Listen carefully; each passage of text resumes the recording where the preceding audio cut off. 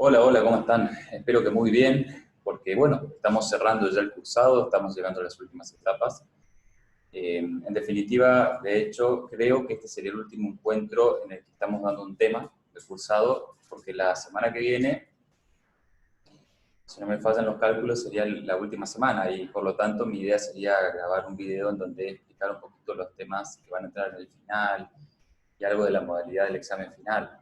Así que bueno, vamos a hacer un cierre a la experiencia que hemos tenido durante este año tan atípico, tan poco protocolar, de cierta manera, y justamente tan lleno de protocolos en otro sentido, a través, bueno, de un bucear por última vez, a través de la realidad psíquica de la neurosis obsesiva, que como vimos en los dos encuentros anteriores, es raro llamarle encuentro a esto que estoy mirándome en una pantalla, pero se termina generando un encuentro diferido con ustedes, ¿no? Con cada uno por separado. Bueno, habíamos anunciado algunas cosas como, bueno, la postergación del deseo, la duda y la indecisión, como esto que se plantea en el transitar entre el miedo y la culpa, la severidad superyoica del obsesivo, en este transitar el Edipo de forma casi cuasi traumática, ¿no? Con esta cuestión de una moral que se impone a todas las cosas. También hablamos de ese doble movimiento de la moral que vemos en Edipo a través de Freud, en donde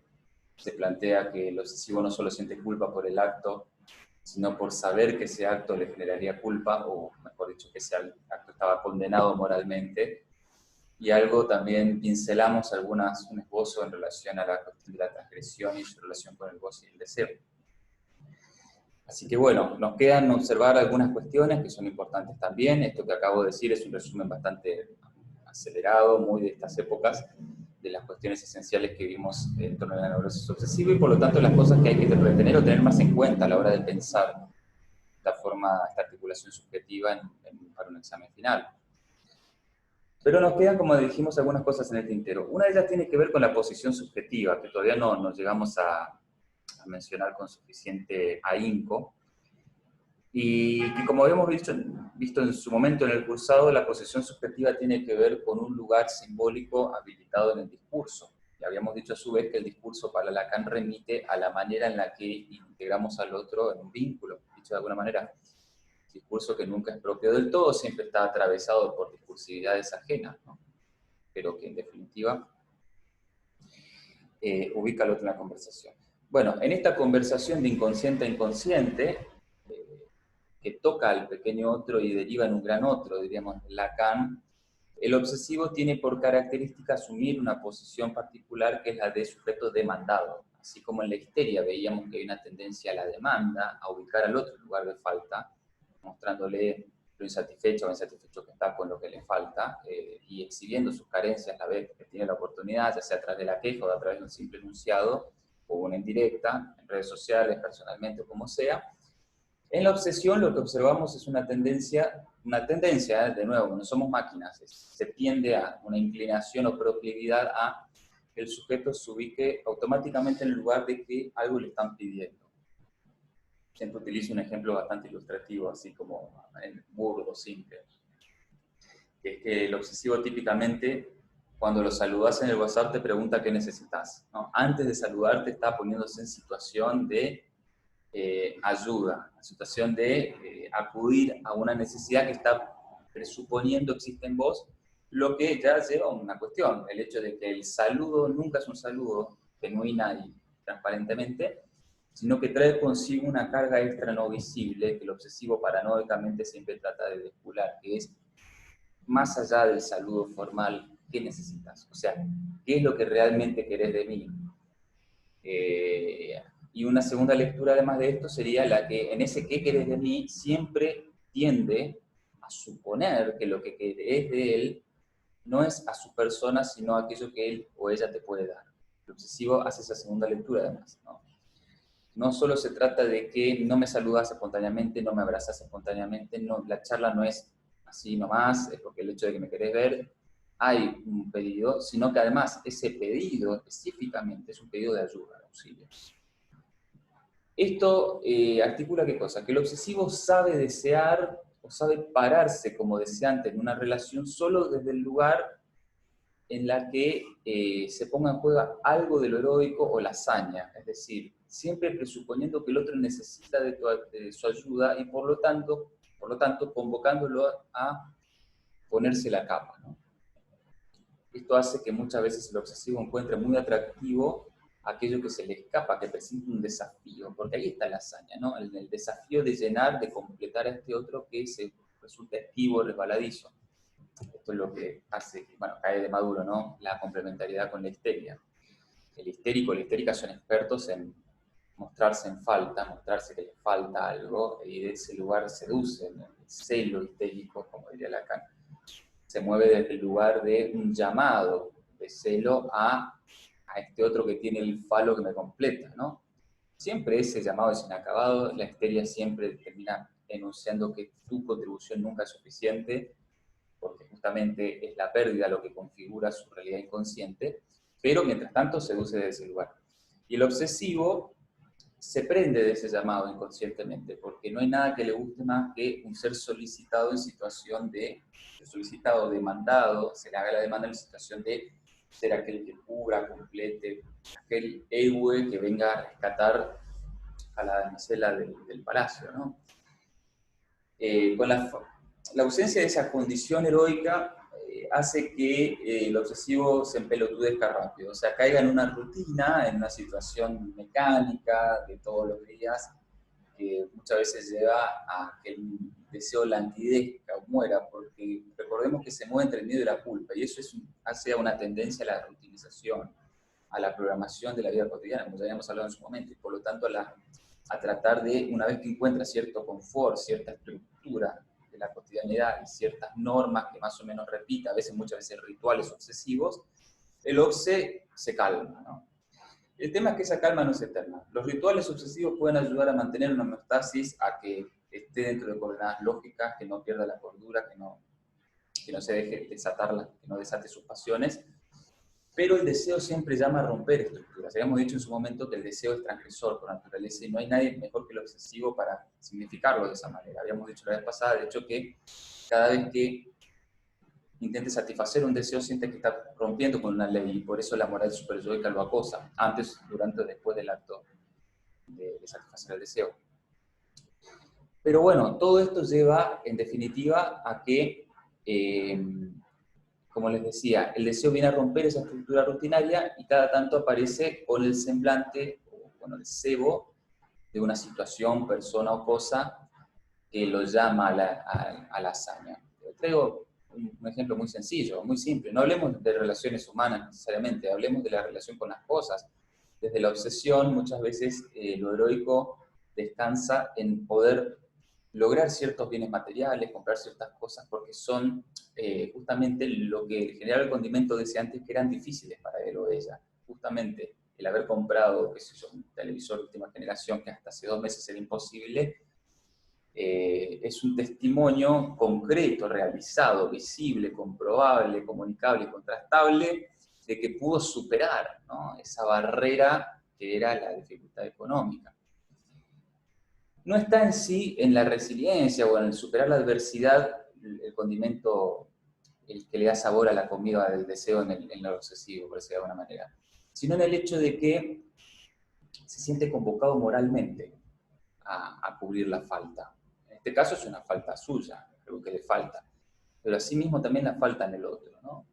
Está la hazaña en ser el amigo que siempre está, tanto como la pareja que siempre cumple, desde su discurso, ¿no? Porque nunca nadie cumple siempre con todo, ¿no? Eso es el vamos, ¿no? Es una posición discursiva, digamos, la posición subjetiva del demandado es esta, ¿no? Y desde ese lugar se siente con derecho a reclamar ciertas condiciones, porque el obsesivo justamente gana poder con esto de tratar de cubrir al otro en su demanda. Otra cuestión que deriva de esto, como todo está relacionado con todo y que es de suma importancia, tiene que ver con el gran temor de la obsesión. Habíamos dicho que en la histeria, el temor inconsciente más radical tiene que ver con la depresión. Es decir, desde la histeria se consigna la locura como en la muerte psíquica, ¿no? La locura como equivalente a estar echado en cama sin hacer nada porque estoy gorda, llena, ya todos me sofocan, tratando de cumplir mi deseo. No dejan espacio a la oxigenación deseante, a que yo pueda encontrar libertad para quejarme o mostrarme disconformidad y con eso volver a activar el deseo. En la obsesión, el temor a la locura no tiene que ver con enloquecer deprimiéndose, sino con enloquecer psicotizándose, ¿no? Perdiendo la razón, que justamente es ese vehículo o articulador, ese pegamento que todo lo une en la obsesión. Esto hace qué cosa, que veamos fenomenológicamente en la clínica de existencial, de la que puedo hablar, que en todo obsesivo anida una suerte de otro lugar más allá de la razón. Porque su lógica formal es como si fuera una defensa, establece una suerte de rejas, ¿no? O sea, más allá de esas rejas, en el hogar del corazón de la estructuración obsesiva, está la locura, en el sentido de que, más allá de esta tendencia a racionalizar, a compartimentalizar y aislar, a una vida en la rutina, o se anima a salir a la calle más allá de las reglas y abre el portón de la casa cuando desea algo, ¿no? Con todo lo transgresor que eso tiene y con la moral superior que jodiéndole las pelotas, pero bueno, cuando pasamos las rejas, entramos al hogar, ¿qué encontramos? Desorganización, caos, incoherencia, locura. El obsesivo le tiene terror a eso y por eso justamente apuesta al ritual, apuesta a la rutina, apuesta a la cábala, a la superstición muchas veces. Les confieso una obsesión mía, que yo soy un confeso y reconocido neurótico obsesivo. Se imaginarán lo difícil que es para mi esposa vivir conmigo, por todas las cuestiones que les estoy contando, o para mis amigos a bancarme a mí, ¿no? Obsesivo piola, dicen, pero obsesivo al fin, ¿no? Me sacás mi estructura y me muero. Por ejemplo, yo suelo contar, y es hasta un chiste para mí, pero lo hago, ¿eh? Lo hago, o sea, muy chiste, pero lo hago igual, no puedo dejar de hacerlo. Cuando paso por la calle y ando boludeando, o no, yendo a algún lugar, cuento los números de las puertas de las casas, cuando las hay, ¿no? Por ejemplo, voy por la calle obligado, cualquiera que está acá, 235. ¿No? Cuento los números, 2 más 3 es 5, más 5 es 10. Eso significa que vivir en esa casa es 10 puntos o puede ser un punto, porque 10 es un número compuesto por dos números. Entonces, si sumamos 1 a 0, da 1. Cuando la suma da 10 significa, esto es pura superstición, es un pensamiento casi mítico, prelógico, pero en realidad revestido de la lógica obsesiva. Si estás en una casa de 10 puntos, o es todo genial o es toda una mierda, ¿no? Si el número da 331, digo, 3 más 3, 6 más 1, 7, da 7. Estar ahí es 7 puntos. Me pasaba lo mismo con los numeritos de colectivo cuando tomaba colectivo. Ahora camino, ya no ando yendo a Corrientes por el tema de la cuarentena, que siempre tienen un numerito. Bueno, contaba los números hasta llegar a un único número, y ese número significaba, me daba la pauta de cómo me iba a ir ese día, o cómo me fue ese día, dependiendo si iba o volvía. Después, cuando eran dos números, imaginan cómo se acaba la cuenta entre los dos números. Una locura, uno dice, sí, una locura, pero en realidad es una locura que defiende, porque nos defiende de una amenaza mayor, de la verdadera y mayor locura que tiene el obsesivo, que es que si yo no hago esos numeritos, esos rituales supersticiosos, me enfrento a la angustia de no tener esa defensa. Y específicamente, ¿qué es lo que angustia de no tener esa defensa? La posibilidad de enloquecer, de perder la razón. El obsesivo antepone la voluntad y la razón a cualquier forma de afectividad. Entonces, se arroja o nos arrojamos espontáneamente a la satisfacción de vivir un momento en la medida en la que estemos cubiertos por una razón y una voluntad que, por ejemplo, desde la razón con estos rituales me den el permiso, o mejor dicho, me den la cobertura defensiva, o desde el lugar de la voluntad cuando tengo el permitido. O sea, yo voy a disfrutar si tengo permitido disfrutar en el contexto de una rutina organizada. Otro ejemplo personal, yo soy dulcero, me encantan los dulces. Estaría hecho una vaca si fuera por mí, pero me mantengo en cierto peso porque solo los domingos como dulce. Capaz muchos de ustedes tienen una rutina similar y no por eso son obsesivos. Yo les estoy trayendo un testimonio personal, directo. Hoy decidí confesarme, ¿no? Dejar de hablar de pacientes y hablar de mí, para que vean que estábamos todos en la misma, ¿no? ¿Qué pasa? Llega el domingo y me manda un atracón violento, porque como el domingo todo lo que nos comí durante la semana. Y uno dice, a fines de la dieta, es absurdo. Al final estás comiendo la misma cantidad de carbohidratos y azúcar. Capaz que sigue siendo más ligero que comer todos los días dulce, porque también los nutricionistas insisten en que la regularidad en el consumo de carbohidratos es lo que te lleva a engordar y no tanto el hecho que que comas todo en un mismo día, pero a fines, por ejemplo, de la estética, de mantener un cuerpo, qué sé yo, porque también, qué sé yo, voy al gimnasio y trato más o menos de mantenerme físicamente, es contraproducente y no consigo los resultados que busco, y esto es hace muchísimos años, ¿no? Justamente porque ahí sí, como, qué sé yo, una docena de facturas en un día, por decir una barbaridad, tanto no como, pero ponerle que me coma 8, porque amo las facturas, 8 facturas en un día es como comerte 8 facturas, una factura cada día. Entonces, uno dice, pero es una estupidez, o sea, no te interesa la dieta. No, la dieta no me interesa como obsesivo, me interesa no descontrolarme. Entonces, si bien me quejo de que al final no logro los objetivos específicos que estoy buscando en términos corporales, mantengo lo que estoy haciendo, porque siempre es mejor eso a algo peor, que es justamente desequilibrarme y engordar, que sería una metáfora de la locura, ¿no? La locura es engordar, es desequilibrarse, es no tener freno, no tener límite, no encontrar estas, que a través de estos ritos, supersticiones, cábalas y todas estas cosas, el obsesivo medianamente se abstiene de aquello a lo que tiene la tendencia natural, que es a perder todo límite y toda noción de realidad.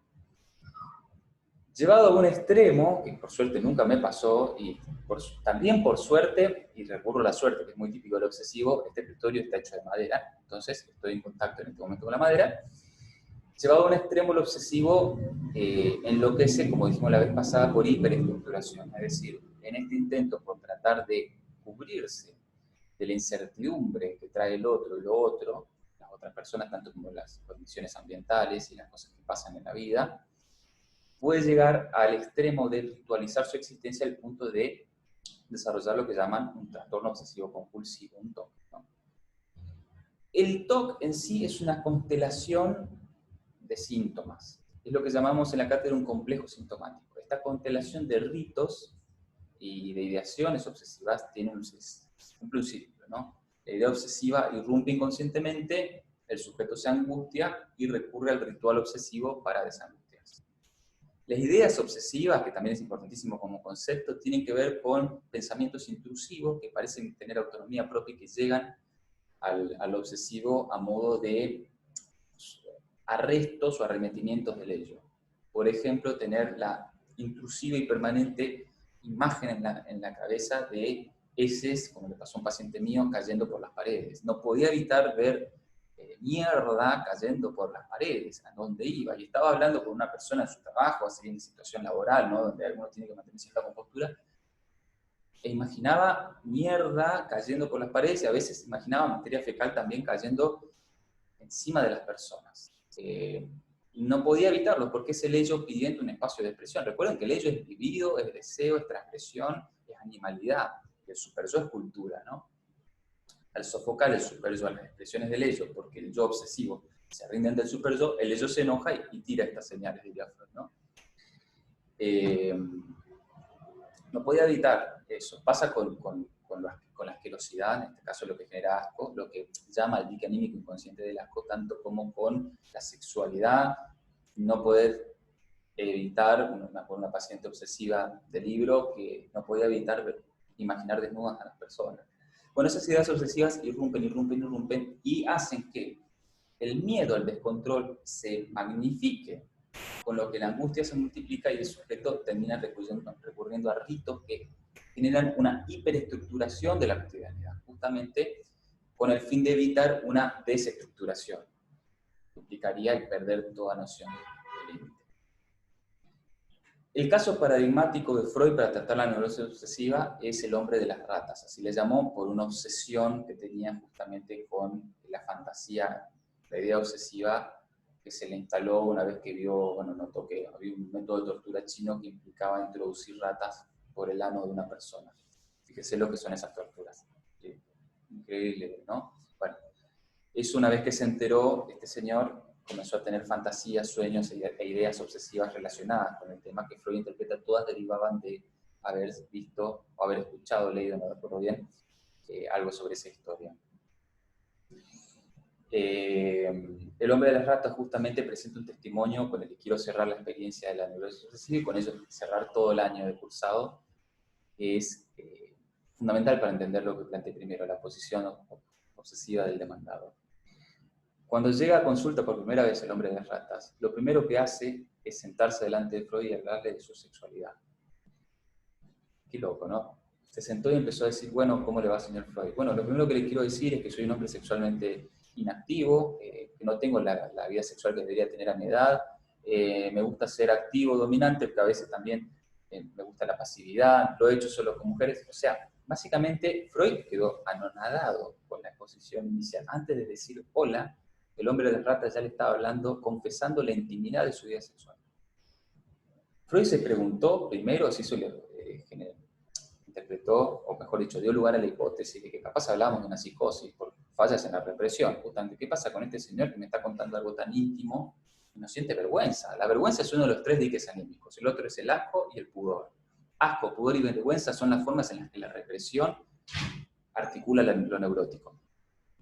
Entonces, ¿qué pasa? Que este señor no siente vergüenza de estar contando estas cosas, no es neurótico, será psicótico. Bueno, después se dio cuenta que no, era tremendo neurótico obsesivo. ¿Qué pasó? ¿Cómo se dio cuenta? Porque el hombre de las ratas leyó, antes de conocer a Freud, antes de ir a consulta con Freud, leyó que Freud estaba interesado en la sexualidad. Freud era un personaje ya célebre en esa época, ¿no? Entonces, ¿qué hizo? Se puso en lugar de satisfacer la necesidad del deseo de Freud, hablarle de sexualidad, porque justamente supuso este señor que interesado en la sexualidad, entonces voy a hablarle de sexualidad.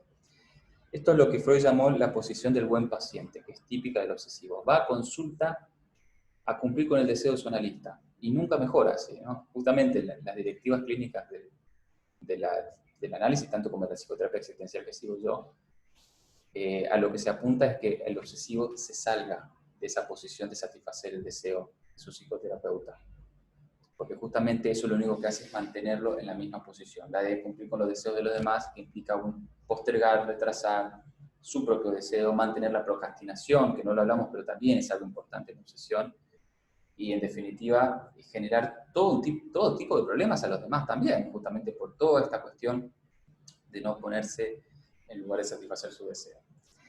Así que bueno, son algunas cuestiones para cerrar el cursado.